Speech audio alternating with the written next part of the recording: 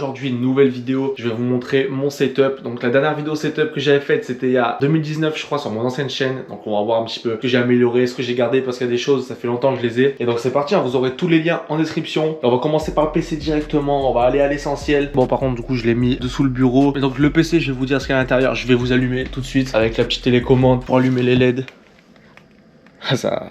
Ah ok. Pour le boîtier, c'est un Aquarius, Aquarius je sais plus quoi. On peut voir là, ça c'est le logo d'Aquarius les gars. Donc c'est un Aquarius Plus ou Pro, mais c'est un gros boîtier. Hein. Pour la carte graphique, on est sur une RTX 3070. Ensuite pour la carte mère, on est sur une Aorus B670 Master ou un truc comme ça. En DDR4, les barrettes de RAM également du DDR4 du coup. C'est des 3600 MHz, G-Skill Trident Z Royal. Je crois que c'est la ref entière, là j'ai tout donné. Ensuite le processeur. Le processeur qui est donc derrière ce water cooling, c'est un MSI, j'ai plus la ref, je sais même plus comment ça s'appelle en fait, mais c'est un MSI avec 3 ventilateurs, vous aurez tout de toute façon. Ensuite le processeur, on est sur un i5, pas n'importe quel i5, le i5 dernière génération, donc le 13600K, il est très puissant, très bon en multitâche, je peux jouer tranquillement, j'ai aucun problème, tout ça. Et donc il me semble que c'est tout, à part le SSD, j'ai plus le nom les gars, je sais que c'est 2 Tera, du coup le SSD j'ai trouvé, c'est un crucial 2 Tera. Donc maintenant on va passer au bureau, le bureau les amis, donc comment je l'ai construit, il est comme ça, mais la particularité de ce bureau c'est que les gars c'est un bureau assis debout, ça veut dire que il monte et il descend, voilà tout simplement. T'achètes le bas sur Amazon, après t'achètes une planche en bois, prenez une planche assez épaisse et ensuite vous la vissez tout simplement. Maintenant on va passer au périphérique, ce magnifique micro. J'ai fait une vidéo sur l'unboxing de ce micro, voilà le Rode NT1 le Rode NT1 5ème génération. Par contre j'ai pas fait une vidéo unboxing sur ce magnifique bras articulé, donc le Rode PSA je crois, PSA1, PSA1, je sais plus, c'est très efficace, voilà. Ensuite on va passer au clavier, le clavier que j'ai eu pour mes 16 ans, Logitech G915, ça j'ai la ref entière, Logitech G915, donc il est sans fil.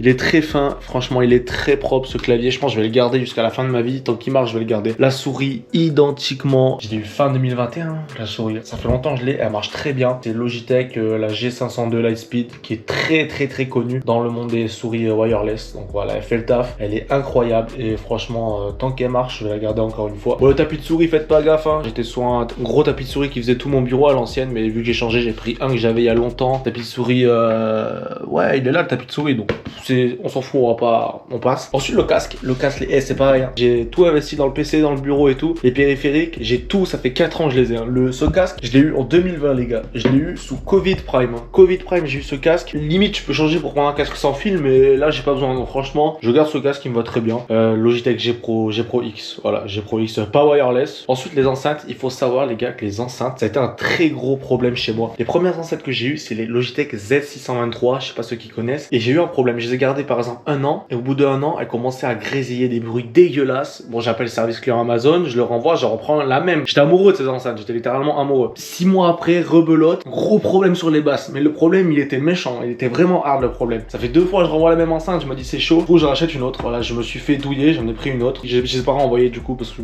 je renvoie 2 fois la même chose, c'est un peu bizarre. Je les ai, elles sont vraiment défoncées. Caisson de basse, il fait un bruit monstrueux, tu te demandes si c'est du son ou si c'est un truc qui sort des enfers, tu comprends rien. Du coup j'ai acheté les Logitech, j'ai toujours pas la ref non plus. C'est des Z vu que c'est des enceintes. Z, bon je sais pas, je vous les montre. Voilà, donc c'est un reflet jaune à l'intérieur, reflet jaune marron un petit peu, bronze. Voilà, deuxième satellite ici. Et ensuite en dessous, le caisson de basse. Voilà, et tous les fils, encore une fois, guettez pas les fils, je le rangerai bientôt. C'est faux, je vais jamais les ranger. Qu'est-ce que j'ai comme écran? C'est très simple, encore une fois, un écran qui date de 2021. On change pas, ça fait pareil, ça fait 4 ans que je l'ai. Il fait le taf, hein, vraiment. 240 Hz, très propre. C'est un Acer Nitro VQG, je sais pas quoi, une suite de lettres incompréhensibles derrière avec AMS. Voilà. Mon deuxième écran avec le petit serveur Boost, les gars, n'hésitez pas à rejoindre le serveur, franchement, je peux que vous conseiller d'être dedans. Un écran Philips où j'ai pas la ref non plus, on me l'a give celui-là, on me l'a give il y a 4 ans. Ah non, il y a 5 ans du coup, 2025, j'avais oublié, il y a 5 ans on m'a give cet écran. C'est vraiment un écran pour double screen, on ne jouait pas dessus, mais il est vraiment bien pour faire un double screen. Et ensuite j'ai un troisième écran. C'est un peu les mêmes refs, c'est un Philips, un peu comme celui-là. Si vous regardez, en fait, là il y a marqué 223V et là